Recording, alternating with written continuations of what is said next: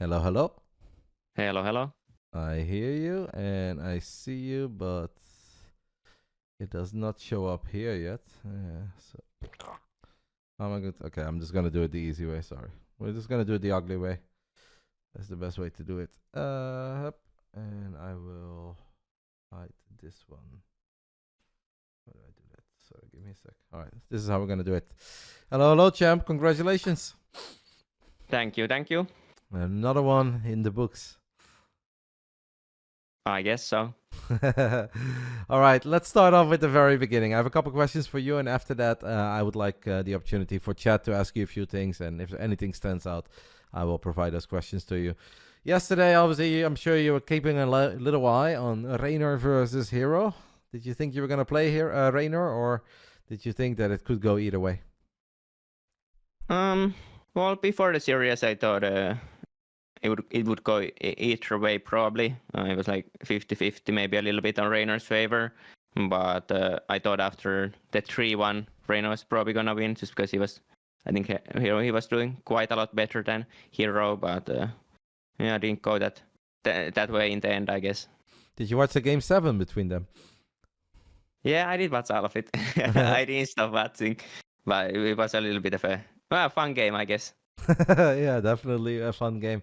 So obviously then you know that you're gonna play Hero in a best of 9, and you see him beat Solo, you see him beat Dark, you see him beat Reynor. Does that get the champ worried a little, or were you very confident? Yeah, I'm always confident. I guess I was a little bit worried at the same time, but mainly just always believing in myself. If I play my best or even somewhat of a decent games, I usually do pretty well. I know that you are your own worst critic. Looking at the first game, did you feel like you were playing your best, or were there things that you would like to see a little bit different? Yeah, wasn't the best game. I think I was a bit slow on throwing up, and then I kind of just went for an Infinite Roaster Westerling Bane game. I think I could have some more transitions there, and in general, well, I think if I should have thrown it up a bit faster, I probably would have had like a kill timing there. Mm-hmm. But yeah, it's not that bad. It's just that it's a big map and it's hard to kill people. That is for sure. The start was obviously fantastic, though, right? Because he opened up with the proxy gateway. I feel like you found it at a picture-perfect moment right before Warpgate was ready, so you're able to get the pylon. Supply blocked him as well. That's not something you can know. At that point, did you think it was already pretty much over, or did you know that you were still going to have to work very hard for it? Well, it's never over, but I was liking my spot for the most of the game. Like I said, I wasn't liking it. Like I could have been liking it more if there's just this one moment when I make like the 12 roaches or whatever. Like I'm floating like 1k winners and I just make 12 roaches of like 45 thrones or something. Mm-hmm. And I think that was like the biggest mistake in that game. But even with that, I was still very confident, especially since I got like the cancel on the third base and so on. And game 2 on Golden, all right, was a pretty competitive game. We saw the Broodlords, and obviously the Broodlords went through a major change from the previous patch to the current patch. Some Zergs will say that they are useless right now, and they're just not that good anymore. They don't do any damage. You found success with them. Do you still believe in the Broodlord, or is it truly coming down to certain specific scenarios where you're like, all right, this is the moment to go for Broodlords? Or do you think that they can still be all around pretty solid? I do believe in the Broodlords for sure. They are worse. Well, they are not even that much worse, to be honest, just because they did get the speed buff as well. Mm-hmm. I still feel like if you have 8 Broodlords and you are not gonna get pushed into too easily. Obviously, you need to be very careful you don't get blinked under. I think even in that game there was especially the first Broodlord attack was very badly coordinated. I lost a lot of Broodlords there for free, but in general, I still think it's the best tier 3 unit we have.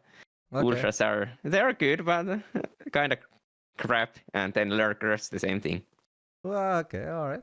Still believing in the Broodlord. And then obviously the game that they already asked you a tiny question about, but the main reason why I want to talk to you is because they were playing very loud music during the interview from time to time, not always. And we had a hard time hearing you. They asked you a little bit about Ratu set. You already said that he probably should have just killed you. Did you take a tiny look at the graphs or the replay, and did you see like how far behind you were, or was that just a feeling you had? Yeah, I did take a look at the crafts. Actually, during the game, well, I thought I was kind of dead, but I wasn't exactly sure how bad it was just because he wasn't doing anything. He was letting me do everything, so I guess that maybe I wasn't that far behind. But after looking at the crafts, I was consistently 20 workers behind or something, so it wasn't the greatest game by him for sure, but I still was somewhat confident in that game after I got to maxed out situation that after that point I could for sure win it with one good fight, but yeah, he should have probably tried to kill me before that. Yeah, I mean, Chad was wondering, and I agree with. Was there a moment where you thought, maybe I'll just leave because like you were just obviously it didn't go your way. All you had was queens, 2 base, hatchery, tag, down in workers. Was there a moment where you thought, I'll just type GG and get into the next? Not really. I feel like, because the thing is that I didn't really know how many workers he ever had because I did clear up the whole main base, right? Yeah. And yeah, I didn't really feel like leaving that game. I do usually feel like leaving a lot of games, but for some reason that one wasn't one of them. Yeah, well, we won't go there. Do you think that maybe it has something to do with you being you? Where against a lesser Zerg, he would have probably just moved out, walked to the other side of the map, a move, and get it over with. Do you think that maybe, because in his mind you are so good and you are so hard to kill, do you think that has anything to do with it? Yeah, I mean, it's hard to say, but it is possible. Sometimes there's too much respect going on, and in reality, all you can do is just kill someone. So it's very likely that something like that happened. But at the same time, like, I don't think playing it like he did is that bad, because if he just takes his whole side, like he basically didn't take any bases on the left side, right? And if he just expanded anywhere there, he's probably still gonna win the game. But he kind of went for like a 5-base all-in, which was just not the play there. But yeah, probably just a bit too much respect there. Respect was out of the window in game 4, though. Heartlet. All of a sudden, you find a bunch of cannons in your natural. What did you think? Yeah, I was kind of expecting it actually, but I didn't see the probe coming ever, even though I checked it with my first overlord. But I guess he used a sneaky path or something. I'm not sure. But yeah, it was a bad situation. I think his cannon positioning wasn't the greatest, just because I could have even like pulled drones like 5 seconds earlier, I think, because when I saw the pylon, I didn't pull. I pulled when I saw the cannons. So it wasn't the greatest cannon rush in my opinion, but I think those should work in that case. I think the last game we could kind of hear that on the Chinese interview, and also the one map that you dropped on El Saine, so I won't go there. Toss Good Unit wants me to ask you, and I think it's a decent question. How much did you learn from watching Hero play against all these other Zergs? Because obviously you had a crazy amount of information to work with. Solar, Dark, and Reynor, back-to-back best of sevens. How much did you learn from those games? Not much. I feel like everyone kind of knows how everyone plays, even if there's no games. But obviously, I did see the Selot build he was liking a lot. That was one of the, I feel like, his secret tools, kind of. Well, I don't know if it was a secret tool, but he was at least using it a lot and winning it with it a lot.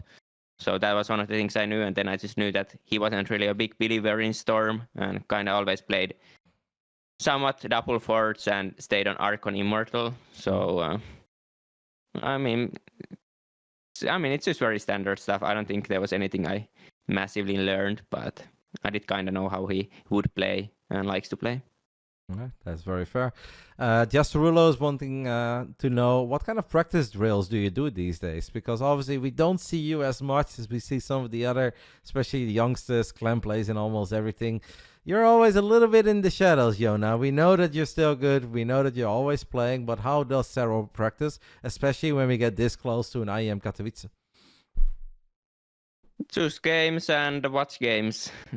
It's always the same recipe. What's it called? Recipe? Recipe. Yeah, it's always the same recipe. Play and watch. All right. And when you play, but, yeah, I mean, I do play a bit more now, obviously, with the IEM coming, and obviously a lot of preparation for the people in my groups, and yeah. But for the most part, it's always just practicing. And I feel like Zerg kind of is the race where if you get like a really good early games, that's usually when like the mid game everything will go well. So it's just a lot of repeating a lot of the same stuff. Mostly custom games, a little bit of ladder. I know Reynor said he ran into you on the ladder a few times. Yeah, I mean, depends a little bit on the day, but probably more. Well, quite obviously more custom games actually right now. But I would like to ladder a bit more. It's just a bit too dead sometimes. But sometimes it's very active, and then I like to ladder.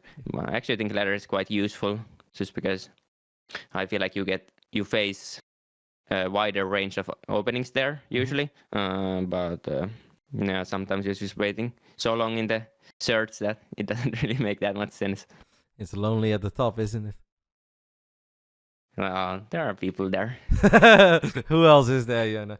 All right, I have 2 more questions for you then, because I don't want to take you forever, and I want you to just enjoy your victory. I know you've been working hard. First question, a lot of people want to ask. Actually, I'll talk about IEM next. Last thing is, obviously, your playoff run, even for your standards, and you've set your own standards incredibly high in the past. This was pretty magnificent, mate. 15 wins and 1 loss in the playoffs. Did you think that you are going to be capable of that? I know you always aim to play your best and always aim to win, but 15-1. Earlier I said I think you are your own worst critic. Even you got to be pretty damn impressed and happy with that, right? Yeah, it did go really well. I think I played pretty well, especially the playoffs day 2 for me, where I had 2 matches against Maru and Reynor. I think that was like the best day I had. But yeah, just good playing, and obviously it would have been nice to win the last one as well with 5-0 score, especially since it was so close. But in the end, it doesn't matter. So just a good run overall and a little bit of a confidence booster for IEM. And then the last question is about IEM, because a lot of guys in the chat have been asking that. They want to hear your thoughts about Group C. I opened it on my phone quickly. You got Beyond, Australia, Kalazur, Skillet, and Firefly. What do we make of being in Group C? I like my group. It is a lot of pros users there, and pros is a little bit scary, I'll have to admit it. But I can't complain about that group. I do have very good records against all of those players, and should be very doable, but it's never easy. I think some of those people will come with some nasty strategies and or just nasty standard macro play as well, and it's always possible to lose. So it's never easy, but it is a nice group for me. All right. Somebody else wants to know. I think it's a decent final question. Anyone in particular that you're worried about at IEM Katowice overall? Because obviously you're going to enter the tournament as one of the top favorites. You always do, whether you would have played in Masters Coliseum or not. But I think after this run, a lot of eyes will be on you as the #1 guy once more. Who do you think is your main rival? And I don't want to hear a couple of them. I just want to hear one. Well, I think Reynor is just the hardest one for me, usually. And just because it's a CVC, I think that's Reynor is for sure the scariest one for me. But well, you said only one, but yeah, I know. There are others as well. Of course, there are some great Terran players out there. I know, but we just want to hear one. All right, Jona, thank you so much for taking a little bit of time out of your day, and obviously thank you for all the amazing games over the last 2-3 weeks almost. It's been an absolute pleasure watching you do what you do best. One final opportunity to you to say some goodbyes. Thank you. Shout outs to Soul if you may desire to do so. A shout out to Loco, I heard, is actually kind of popular at the moment, so you could consider that as well. The floor is yours.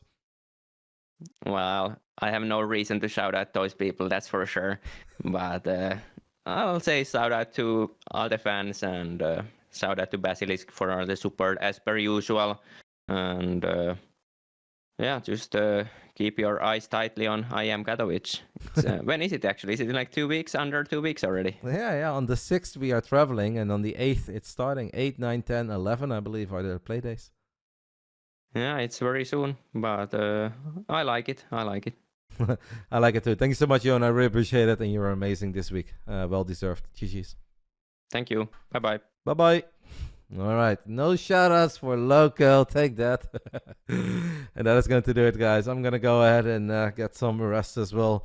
It's been 3 incredibly long weeks for me. I had a ton of fun. Thank you guys for stopping by, supporting the channel, being kind, and keeping the balanced wine on the low.